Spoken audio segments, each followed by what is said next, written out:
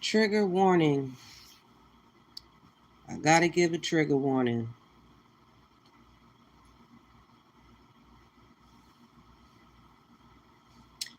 If you have ever dealt with SA abuse, be prepared for this conversation. Gotta give a trigger warning. If you've ever been SA, I'm just letting you know now. Go ahead and switch it up.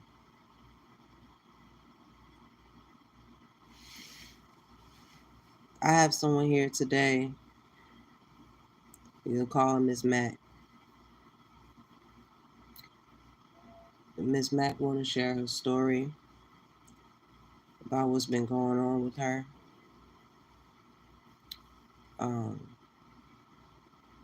I need you all to understand that this is an ongoing case as well, but she would like to share her story.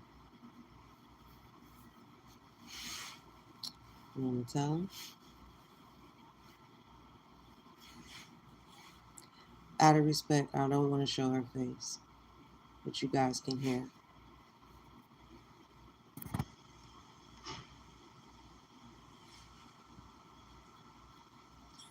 Yeah. I was raped by mother and son. They fed me drugs, had me hostage, wanted me to kill my boyfriend. I didn't want to do it. And I didn't do no such thing like that. I know 25 years. So why would I ever do that to him? 25 plus years I knew him. For me to ever do that to him. And I never did. Never did.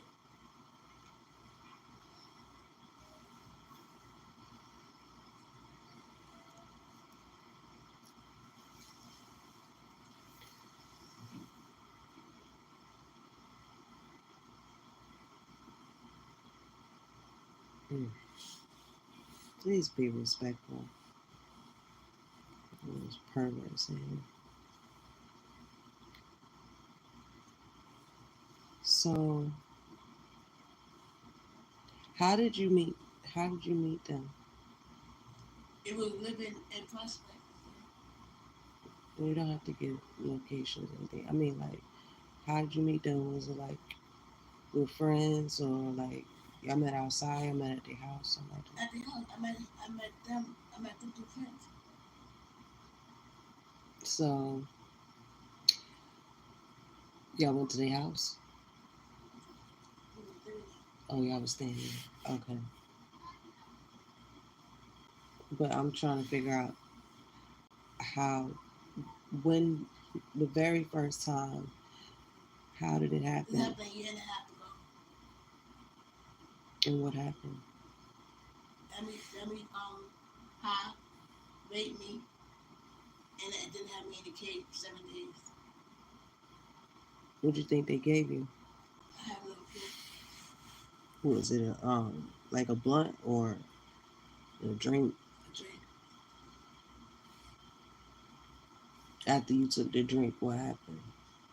They beat me. You were still conscious. Mm-hmm. How'd you end up in the cage? They took my clothes off, put me in the cage.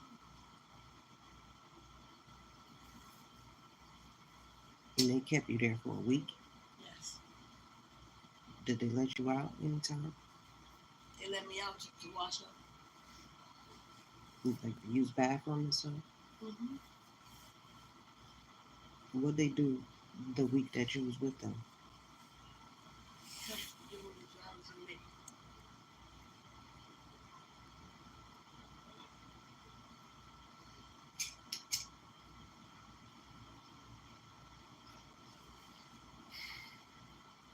Like I said, I gotta give you all a trigger warning because if you've experienced anything. I don't want to get anyone else upset.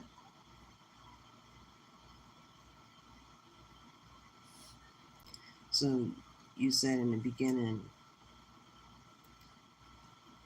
In the beginning, everybody was cool.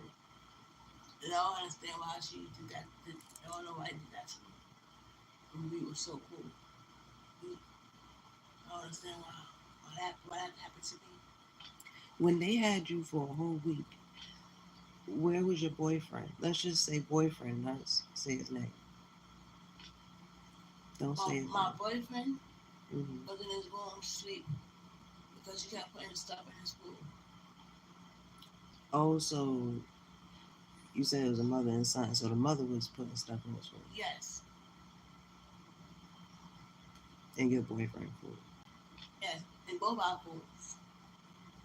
And robbing him and stealing, not robbing him, and stealing stuff from the room. So I don't understand why that happened to me. Why me? I ain't asked for all that.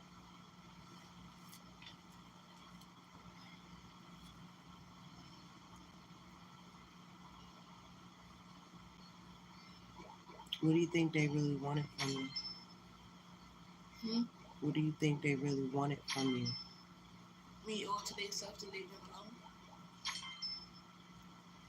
That's why they drugged them?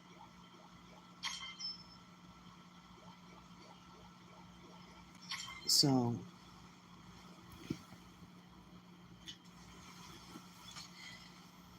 we had this conversation earlier, all of us together, and I have you on recording saying that you did drug him yesterday. But you recanted that and said that you never drugged him. So I'm going to just ask you again. You said that the mother and son that did all those things to you, the mother started drugging him. The mother and son raped me. The mother started with me first, then his son. Then he had me in a cage for 7 days. He was looking for me, but they kept blocking the path to where I was at, and I was making noise, and it was just crazy. It was too much. I ain't asked for all that to happen to me. You were in the room the whole time and he didn't know. No, What was going through your mind? Like, I was scared, nervous. Never been raped before. when you could hear his voice and you didn't know he was there. Hmm. You think he heard you? I think he did. Did you expect that one day he would come through the door? Huh? Did you expect that one of those days he was going to come through the door and rescue you? Yes. How did you get free? After he had me in the cage for 7 days, they told me to get in the shower, and I went home. They let you go home? Hmm.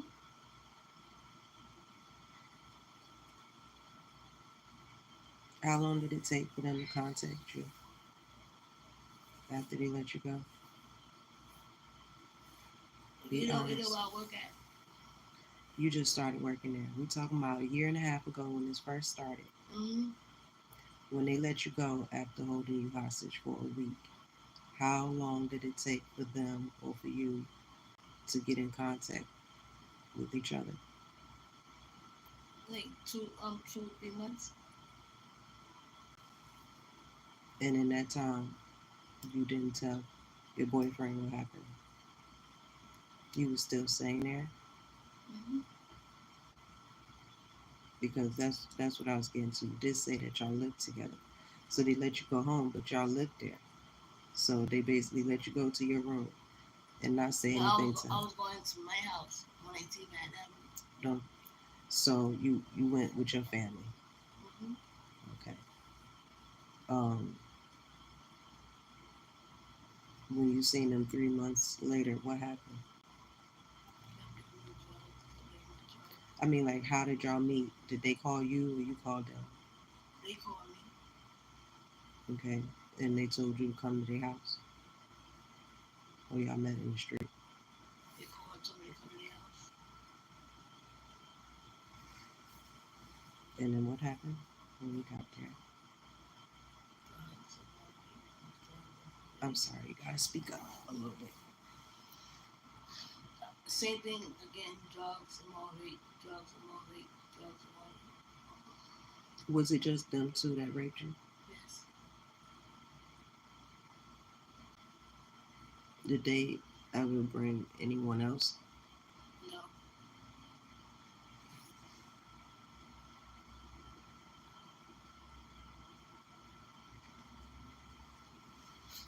Because that was the first thing that I was wondering. If you keep a person in a cage, drawing them up, doing whatever, God forbid they had anyone else come in there doing whatever to you.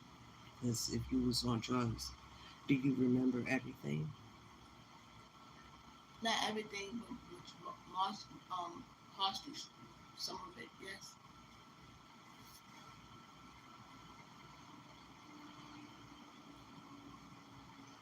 Okay, so after being held and released, you said you seen him 3 months later. The same thing happened. And then how did the relationship continue? That was hooked on the drug. I'm sorry? That was hooked on the drug. Hmm? That was hooked on the drug. You say because they got you hooked on the drugs. I'm sorry, what drugs was it again? I have no clue. It was in the liquid. Okay, you don't know it's liquid. um,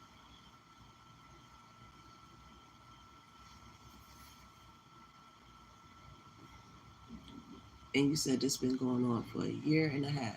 That happened a year and a half ago. Not going on yet. It happened a year and a half ago. Oh, okay. I'm sorry, I don't know if you heard. She said it happened a year and a half ago. It haven't been going on for a year and a half.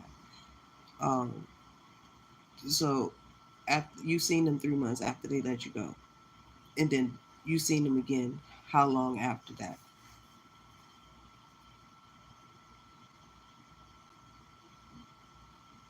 I'm not sure. Like weeks, months, days, I think it was a week. a week. I think Okay, so you say that you've seen them on a weekly basis for the drugs. She nodded her head yes. it was. Yes. Okay, so they got you hooked on drugs, and they wanted your boyfriend dead. They wanted him out the way. So I could do whatever they wanted me to do. And you still say you didn't help them to poison him, No. not even once. Not even once. And again, I have you recorded saying that you just did it yesterday. But I haven't did nothing yesterday. Can you tell me again why you recanted and said that you didn't give him any drugs? What was the reason for you saying you did when He you kept never did saying it? that he kept saying that I did it and I did it and I did it and I did it and I kept saying I didn't and he didn't believe me. So I just said I did it but I didn't.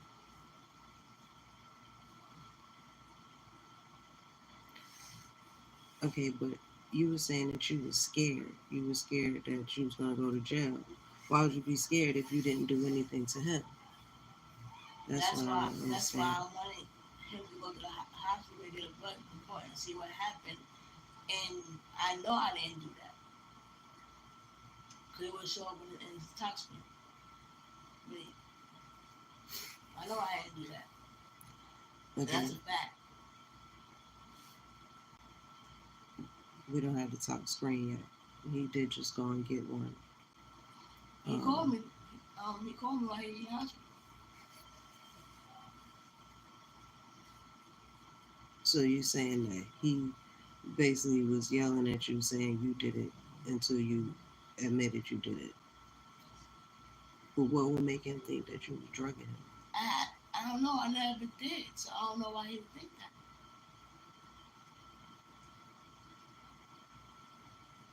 So, what you told him your story, what happened to you, and then he reversed it and said you must have been drugging him too. Yes. All right. Now we're going back to, you guys can't hear the video. I recorded her earlier, but now she's saying that she never drugged him. But now we're gonna go back to where I asked you earlier on July 26th when you called me saying that y'all were outside and he passed out on the bench and you needed some money to get him some snacks and drinks and try to get him up. I asked you if you had drugged him then. And I said no. I ain't say nothing, but no. We just got there and sat down. He called you on my phone for PayPal. We just got there up the No, train. he didn't call. You called me And he was right there. on video call And and showed me he was knocked out right there on the bench. he was got there. He was tired. He was not drugged.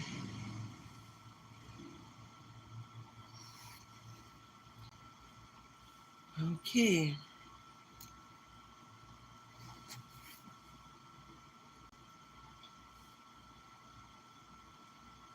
I don't know what to believe because she told me she did it and she said she didn't. I really don't know what to believe. But the saddest part about all of this is that her boyfriend, which is a very good friend of mine, suffers from mental health problems. So whether it's in his head or this actually happened where he has been getting drugged by his girlfriend, Miss Mac, for the past year and a half because of these people that wanted her so badly and wanted him out of the picture. So now it's making it seem as though he's off his meds. He's conjured up this whole story. And she said he hasn't taken his meds in 4 days. Well, no, the saddest part is that when you have a mental health problem, people become dismissive. So I'm not saying she did it or not, but like I said, first she said she did it, then she said she didn't do it. She only said what he wanted her to say. But now you have people like the EMS that can see a mental health history and think that the story that he's telling his story that, you know, she was, held and made to do these things to him all these all this time, and it's looking like he conjured this story up. And supposedly she just recently went to the precinct and made a police report about um, getting essayed and um, you know putting things in his food and drinks. But now she's saying that it was never about her doing anything to him. It was making a report about what had been done to her, and that it was the mother, um, one of the people who SA'd her. It was the mother that actually was putting stuff unbeknownst to my friend, her boyfriend. So I just wanted to put this out here because maybe there is a DA or something that could cipher out exactly what's going on here. We did have the police and ambulance come earlier to get a talk screen done. I'm just trying to help because I understand mental illness. I understand trauma. I understand being SA'd. Um, and other people are involved when, if they held her and they now know where she lives, everyone is involved. So we need the police to be involved just as well because we could easily take it to the streets when we trying to, do the right thing. So it makes no sense when you try to get help to not be heard and dismissed because you have a mental health history. There's definitely something going on here. I'm not gonna say what's true or not because, like I said, I've heard enough for the day. You can see I'm tired, and it's still the middle of the afternoon. It's been since this morning. We've been going through this. I'm mediating, um, because my friend does have a mental health problem, and she said he's been off his meds for the past 4 days, which is understandable when he believes that his meds and everything has been tampered with. So when he's feeling well enough, I'm gonna get him to do a recording as well to say his side of the story, and then when the time comes, um, like I said, this has already been taken to the police. So when the time comes, they both can use this for their defense. I hope this didn't leave you troubled. Remember, days always get better. We all have our skirts to wear and our scars to bear. The key is to keep getting back up because there is brighter days. Enjoy the rest of your day.